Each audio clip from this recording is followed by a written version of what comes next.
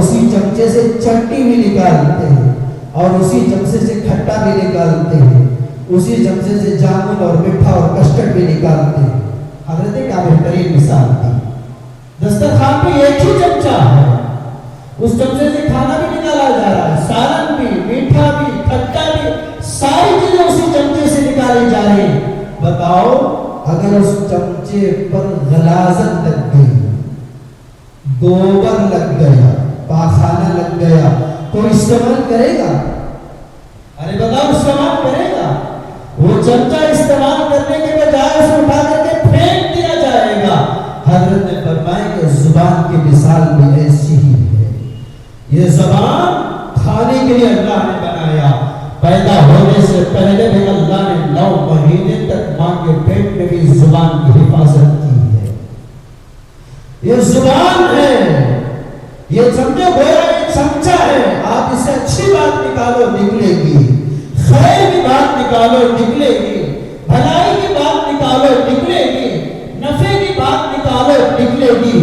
اگر تم نے اس زبان کو خیر کی باتوں کے ساتھ، بھلائی کی باتوں کے ساتھ، قرآن کی آیتوں کے ساتھ، درود پاک کے پڑھنے کے ساتھ، ذکر اور اذکار کے ساتھ، اگر تم نے اس زبان سے کسی کی غیبت کی، کسی کو گالی دی، گانا گایا، جھوٹ کہا، غلط بیانی کی، تو سمجھو اس زبان کی کوئی قدر و قیمت ہمارے پاس نہیں ہے۔ اللہ کا عجیب نظام ہے، 120 دن کے بعد عورت جب حاملہ ہوتی ہے، 120 دن کے بعد اس کا جسم جب بن جاتا ہے، اس کے لیے غذا کا استعمال اللہ ہاتھ نہیں دے کہ ماں کے پیٹ کے اندر ہاتھ سے اٹھا کر کے کھا لے، بلکہ اللہ نے ماں کے پیٹ کے اندر اس کے کھلانے کا، اس کے پلانے کا، اس کی پیاس کا بڑا عجیب انتظام کیا۔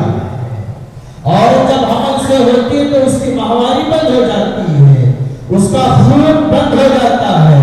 اللہ تبارک و تعالیٰ اس خون کو غذا کی شکل بنا کر کے ماں کے پیٹ کے اندر اس کی زبان سے نہیں ڈالتے تاکہ یہ گندی چیز اس کی زبان کے اندر سے پیٹ میں نہ جائے، بلکہ ماں کے پیٹ کے اندر بچے کی غذا پہنچانے کا جو ذریعہ ہوتا ہے وہ ماں کا پیٹ کا ناف اور بچے کی پیٹ کا ناف ہوتا ہے، جسے ہم نالی کہتے ہیں یا نال کہتے ہیں۔ کیا خوبصورت خالق اور مالک ہمارا، کتنے بہترین انداز سے پرورش کر رہا ہے ہمارے مالک۔ دنیا میں آنے سے پہلے ماں کے پیٹ میں اللہ زبان کی حفاظت کر رہا ہے اور انسانیت کو سبق دے رہا ہے کہ دیکھو ماں کے پیٹ کے اندر جب میں نے زبان کی حفاظت کی ہے، غلط اور ناپاک جسم کے اندر غلط غذا میں نے تمہاری زبان کے ذریعے سے تمہارے جسم میں نہیں پہنچایا ہے، بلکہ تم کو پالنے کا، بڑا کرنے کا عجیب انتظام میں نے کیا ہے، تو پیدا ہونے کے بعد بھی اس چیز کو قابو میں کرنا یہ تمہارا کام ہے۔ 9 مہینے تک اللہ نے اس کی حفاظت فرمائی، پیدا ہونے کے بعد اس کی حفاظت کرنا یہ ہماری ذمہ داری ہے۔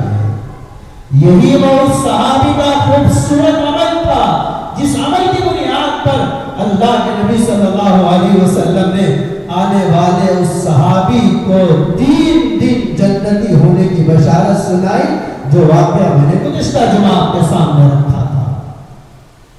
3 دن اللہ کے نبی صلی اللہ علیہ وسلم نے اشارہ کر کے کہا آنے والا جنتی، آنے والا جنتی، آنے والا جنتی۔ 3 دن وہی صحابی ہے عبداللہ بن عمرو بن عاص رضی اللہ تعالیٰ عنہ نے ان سے ملاقات کر کے کہا کہ میں آپ کے گھر میں ٹہرنا چاہتا ہوں، میں آپ کا عمل دیکھنا چاہتا ہوں۔ صحابی نے اجازت دے دی، 3 دن ان کے اندر قیام کیا، دیکھا وہی عمل کر رہے ہیں جو یہ کر رہے ہیں، اور جو یہ کر رہے ہیں صحابی بھی وہی کر رہے ہیں۔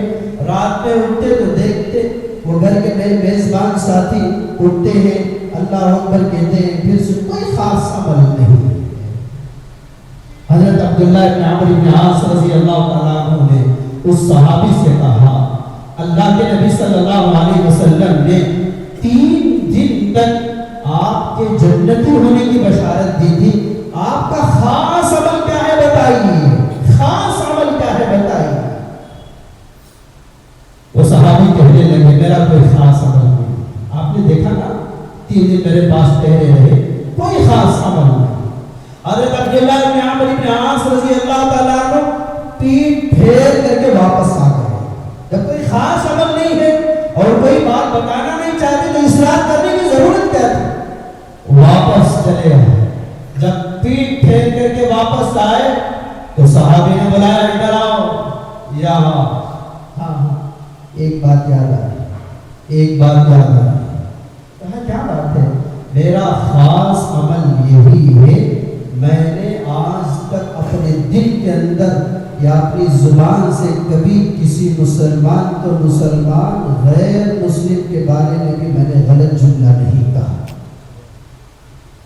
کسی کے بارے میں میں نے دل کے اندر یہ خیال نہیں کیا کہ یہ برا ہے، میں نے یہ نہیں کہا کہ یہ کافر ہے، میں نے یہ نہیں کہا کہ یہ مشرک ہے، میں نے یہ نہیں کہا کہ یہ بے نمازی ہے، میں نے یہ نہیں کہا کہ یہ منافق ہے، میں نے یہ نہیں کہا کہ یہ یہودی ہے، میں نے یہ نہیں کہا کہ یہ نصرانی۔ میں نے آج تک کبھی اپنی زندگی کے اندر میرے دل کے اندر کسی کے بارے میں بھی برا خیال نہیں لایا، اور اپنی زبان سے بھی میں نے کبھی کسی کے بارے میں غلط جملہ نہیں کہا۔ شاید اللہ تبارک و تعالیٰ کو میرا یہ عمل پسند آیا ہوگا، اسی عمل کی بنیاد پر اللہ تبارک و تعالیٰ نے رسول اللہ صلی اللہ علیہ وسلم کے زبان مبارک سے میرے جنتی ہونے کی بشارت دنیا میں سنا ہے۔ اللہ، یہی ایک چھوٹا عمل، کوئی بڑا عمل نہیں، کوئی رات کا خصوصی عمل نہیں، روزانہ 24 گھنٹے میں قرآن ختم کیا، نوافل کی پابندی، ایسے کوئی خاص عمل نہیں۔ تو تھا اپنے دل میں کبھی کسی کو برا نہیں سوچا، کسی کے بارے میں غلط خیال نہیں کیا، اور نہ اپنی زبان سے کبھی کسی کے بارے میں بے عزتی کی، نہ کبھی کسی کے شان میں ایسا جملہ میں نے کہا ہو کہ سامنے والے کا دل ٹوٹا ہو، اس کی تکلیف ہوئی ہو۔ وہ صحابی کون تھے؟ روایت میں آتا ہے، ابن عساکر رحمۃ اللہ علیہ نے لکھا ہے، وہ صحابی تھے حضرت سعد بن ابی وقاص رضی اللہ تعالیٰ، بڑے اونچے درجے کے صحابی حضرت سعد بن ابی وقاص رضی اللہ تعالیٰ۔ وہ 3 مرتبہ تینوں دن آئے اور تینوں دن اللہ کے نبی صلی اللہ علیہ وسلم نے ان کے حق میں جنتی ہونے کی بشارت سنا رہے۔ حاضرین گرامی، ہمیں سبق کیا ملتا ہے صحابہ کے ان واقعات سے، اللہ کے نبی صلی اللہ علیہ وسلم کے ان احادیث سے اور قرآن پاک کی آیتوں کے ذریعے سے ہمیں سبق کیا ملتا ہے، ہمیں تعلیم کیا ملتی ہے، ہمیں نصیحت کیا ملتی ہے؟ جو وعدہ اللہ کل صحابہ کے ساتھ رکھا تھا، جو وعدہ کل اللہ تابعین کے ساتھ رکھا تھا، جو وعدہ اللہ کل تبع تابعین کے ساتھ رکھا تھا، جو اللہ کل وعدہ غوث کے ساتھ، قطب کے ساتھ، افضال کے ساتھ، ولیوں کے ساتھ رکھا تھا، آج اللہ کا وہی وعدہ میرے ساتھ بھی ہے، اللہ کا وہی وعدہ آپ کے ساتھ بھی ہے، اور ہر امتی کے ساتھ ہے، بلکہ پوری انسانیت کے ساتھ ہے۔ ہم اپنی زبان کو قابو میں رکھیں اور اپنے دل کو صاف رکھیں، اللہ کی قسم جنت پہ جانے سے ہمیں کوئی روک نہیں سکتا۔ اسی لیے رسول اللہ صلی اللہ علیہ وسلم نے فرمایا، 2 چیزوں کی گارنٹی مجھے دے دو، میں جنت کی گارنٹی تمہیں دیتا ہوں۔ 2 چیزوں کی گارنٹی مجھے دے دو، میں جنت کی گارنٹی تمہیں دیتا ہوں۔ 2 جبڑوں کے درمیان رہنے والی زبان کی گارنٹی دے دو، 2 پیروں کے درمیان رہنے والی شرمگاہ کی گارنٹی دے دو۔ یہ 2 گارنٹی مجھے دے دو، غلط استعمال اس کا نہیں ہوگا۔ نبی اپنی زبان سے فرماتے ہیں، میں اس کو جنتی ہونے کی گارنٹی دے رہا ہوں۔ یہ دنیا کے حکمرانوں کا وعدہ نہیں، امام الانبیاء کا وعدہ ہے۔ وعدہ کل بھی سچا ہے، آج بھی سچا ہے، قیامت کے دن جب سورج طلوع ہوگا اس وقت تک نبی کا وعدہ یہ سچا باقی رہے گا۔ اللہ کرے اللہ مجھے اور آپ کو نبی کے ان باتوں پر یقین کرتے ہوئے، قرآن آیتوں کے احکام پر عمل کرتے ہوئے، اور رسول اللہ صلی اللہ علیہ وسلم کی مبارک اور پاکیزہ شریعت مطہرہ پر عمل کرتے ہوئے، جیسے انسان اپنے جسم کے ساری چیزوں کی حفاظت کرتا ہے، خصوصاً اپنی زبان کو صحیح استعمال کرنے کے اللہ مجھے بھی اور آپ کو بھی ساری امتوں کو اس کی توفیق عطا فرمائے۔ اللہ ہمارے زبان کی حفاظت فرمائے، ہماری آنکھوں کی حفاظت فرمائے، ہمارے اخلاق کی حفاظت فرمائے۔ اللہ ایسے بول ہماری زبان سے نکلے جو دوسروں کے لیے نفع کا ذریعہ بنے اور ہمارے لیے بھی آخرت میں ذخیرہ آخرت بنے۔ اللہ ایسے جملے بولنے سے حفاظت فرمائے جس سے خاندان تقسیم ہو جائے، ایسے جملوں سے حفاظت فرمائے جس سے رشتے ختم ہو جائے، ایسے جملوں سے حفاظت فرمائے جس سے سامنے والے کا دل ٹوٹ جائے، ایسی غلط بیانی سے، ایسے غلط جملوں سے اللہ میری بھی آپ کی بھی ہر امتی کی حفاظت فرمائے۔ ان باتوں پر عمل کرنے کے اللہ ہمیں توفیق عطا فرمائے۔